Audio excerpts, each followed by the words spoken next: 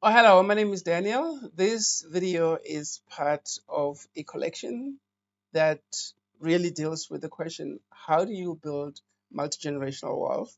In this particular video, the focus is on life principles. In a way, it's a continuation of the video that we did earlier, and the link to that video is in the description below. But what does that mean?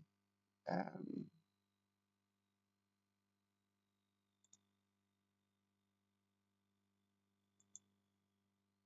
Now, this is the practical wealth building model that we're going to be following, but we'll talk about it in a few minutes. I explained earlier on that the book that I published in the year 2021 has got two fundamental principles. One is to get fruit, build a relationship with the source. And this is not very complicated, really. If you want a thriving relationship with your wife, with your friend, and stuff, what do? You put a lot of effort maintaining and building that relationship. That's really what it's about. Okay. And the second one is this is something that a lot of people aren't necessarily aware of. It's to get fruit, to get the result that you want. There are two things that are critical. One is the spiritual component, the spiritual set of actions that you take every day, and the natural actions. The two have to be aligned for you to really get what you're looking for. As a human being, you're a spiritual entity that lives in a physical package called the body. Now, this is a book that I wrote earlier that explains how these things work from a Christian perspective. And really, it's important to be aware of that. And this one here explains, I think, in more detail how the two are configured. You're a spiritual being that lives in a physical packaging called the body, and the spiritual component of his word for relationships, the most important one is with God, because that's from whom you understand what life is about, how love operates, and that kind of thing. And then it's yourself, and then it's your neighbor, and these two at the bottom are on the same level. So you have a triangle. And then the part about increase is critical because it's how does increase happen? There are laws that govern increase. There are laws that govern how increase happens. I mean, science is devoted to unpacking what those laws are, and you have to follow those laws. It's all about principles. Okay. For example, one is what is your uniqueness, and you got to believe that you're good at that. And number two is what's your expertise. Now that expertise comes from that uniqueness that you sharpen into a powerful skill to solve problems, because life is about value exchange. It's about you help me with this and I help you with that. And again, it's about working together because not everybody has all the skills that are required.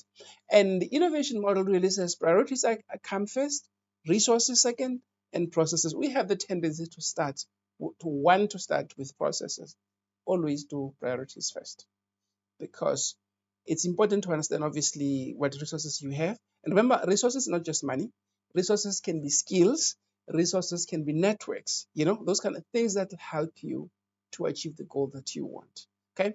And number one is always know the nature of the game you play, the rules of the game, and seek to master the basics. Know that you're going to have to sacrifice. And again, this is the key. Life is about value exchange. What do you have to offer in exchange for what you're asking for? Okay, because I have what I have and I need something that you have, so we have to trade. Okay. And science calls it mutualism, the Bible calls it love being solutions. Okay, the mindset of solutions. And the world calls it reciprocity, reciprocate. But it all boils down to what you offer. If you have nothing to offer, it's so difficult to engage in this value exchange thing. But you have something in your hand. You just have to recognize what it is, sharpen it into a powerful skill, and use it to solve problems. Okay. And remember, the world is skewed against you. The system is skewed against you. So you have to go out there and seek information and find the right role models and be willing to sacrifice. Now, this is the most important one that a lot of people don't realize is if you've been trying to do something, you've tried like 500, 700 times and nothing is working. Sit back and ask yourself, what are my beliefs? Because your actions come from your feelings come from thoughts, and thoughts from the mindset. The mindset, beliefs are the root. If the root is of a banana, you are never going to get apples. as a fruit. So that's the lesson is you are the product of your beliefs. That's the bottom line. What is a belief? You know, the funny thing is there isn't an agreed upon technical definition of what a belief is. But you know, in science, there's what we call Occam's razor, and Occam's razor says all things being equal, the simplest explanation is the best one. So I go with this one. A belief is a promise of reward if you take the stated actions. Okay. And in this particular case, if I plant a tree and water it, those are the actions, it will grow. That's the reward. Okay. So a lot of us don't have rewards because we're not taking appropriate actions. Again, is we need to align with principles. Don't chase the money. Okay, follow the principles. The principle will deliver the results. Okay, money flows in the direction of solutions to key problems, not your passion. If you're passionate about something and you don't solve problems, it's not going to help you. You know, it's what solution do you offer? And you have to work with others because nobody knows everything. Wealth comes from two assets. One is time. The other is, of course, like physical assets. Well, they don't necessarily have to be physical, but it's asset. Okay, we don't generally call time asset, but it is an asset because if you're not alive, you don't have time. You know, so time and assets. Think this is what must be ingrained in your head. If you want to build wealth, these are the two critical assets that you need. Give your time an assignment. Buy like shares, buy real estate, buy, acquire or build them, write a book that's, it becomes a good seller. It's an asset, you're going to be making money off it. But what it means is it does work for you independently of you. You don't have to be where the asset is because the asset knows what to do, if it's structured properly. But that time thing is important. A lot of us, we start work at about in our 20s.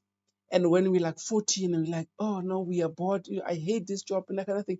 But if we had started buying assets when we were in our 20s, 30, 15 years later, we'll be in a much better position. Then like, okay, fine. I hate my job. Now I have, so much money, maybe 500 grand or 100 grand that I can then use to do something else that I want to do.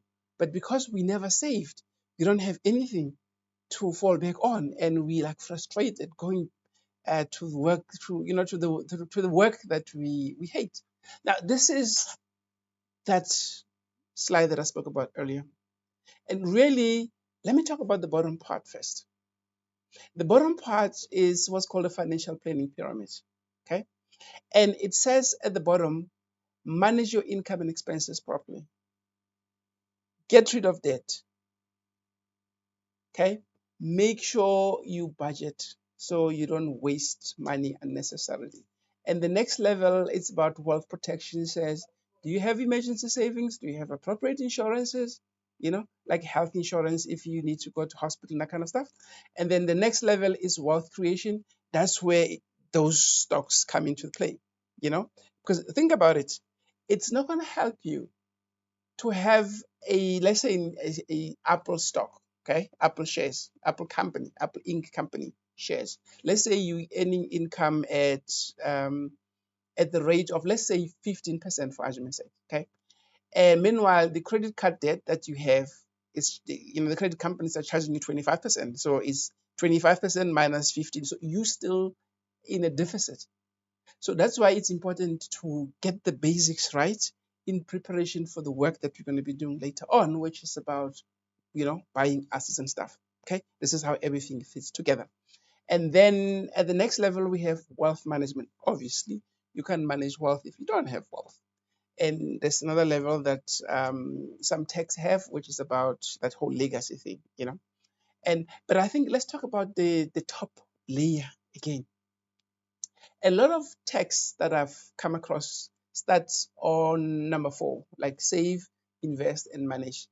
But I have found a lot of people don't save because of the beliefs. Let's go back to number 1, is beliefs and mindset. Remember we spoke about beliefs, promise of rewards if you take specified actions. So if you don't believe that this is going to help you, you're not going to do anything about it. And that's why it's so critical. Your beliefs have to be aligned with the outcome that you want, number 1. Number 2, and learn and solve. Remember, the whole point of learning is so that you can solve a problem. I mean, there's kind of no point in learning without having to, without a desire to solve a problem, or your lessons don't help you to solve a problem. Okay, it's kind of wasteful. And number three is earn and broaden, like broaden your source of income. And number four, save and dream. The reason you save is because you have clear dreams of what you want to achieve. Okay. So people who don't save generally don't have the dreams clarified or don't believe that they can achieve those dreams. Or maybe there are other options. And number five, invest and teach the next generation. And number six is manage wisely. Management is about two things. It's succession planning and it's about increase. Again, we spoke about priorities, resources, and in uh, processes. Now, this slide here is very critical. I'm not going to explain it in a lot more detail. I'll just summarize it because there's a video that goes into it in a lot more detail. Essentially, there are two systems. Earlier, I said the system is it's schemed against you, and you'll see why. The Babylonian system, and we have what you call the biblical economic system, or I also call it the ecosystem model, or the Ubuntu Butu, like African way of doing things, where the ecosystem is more important than the individual. Now you'll see in a minute how that works. Is scarcity thinking, for example, comes is a Babylonian invention. It says there isn't enough for everybody. It's either me or you. But the biblical economic system says no, there's enough for everybody. So what happens in the two cases is with the Babylonian system is here I am, I have like thousands and thousands and thousands of something, and everybody around me has nothing. And I'm like, I'm gonna keep it because what if there's a drought tomorrow? What if there's this catastrophe tomorrow? But the biblical economic system says no. If I have a lot and the people around me don't have, I need to be sharing. I don't have to share equally and like give them everything that I have, but I have to at least help them in one way or another. And but the Babylonian system is about eating, it's about where can I eat? But this other system says before you can do that, make sure that you plant. It's about sustainability, it's about an ongoing process, it's about generational view. This in a nutshell is really what this is about. But there's a video that goes into a lot more detail explaining this. Now we've come to the end of this video. Now fundamentally, this is what I'd like you to get out of this is choose the action that is aligned with the principle that will deliver the outcome that you want. Remember, principles have got hierarchy. There's a principle that's higher than another one. Let me make a simple example.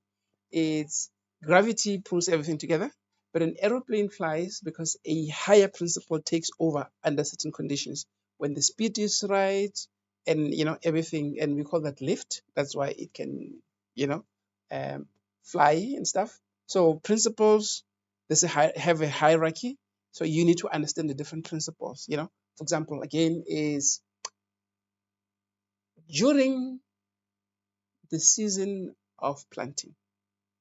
If you plant, you will have something to harvest when harvest season comes. But the principle is if you don't plant, you have nothing to harvest. But again, if you plant 10 seeds, you may get 2 seeds. That's what the principle says. It says you start with so much because of the problems that arise during the process. Not all of them are necessarily going to end up giving you the outcome that you want. So again, it's about the hierarchy of principles. I hope you found this video very helpful. And remember, it's part of a series. So just make sure that, the principles that you don't understand, that you move on to the relevant videos. See you in the next video. Bye-bye.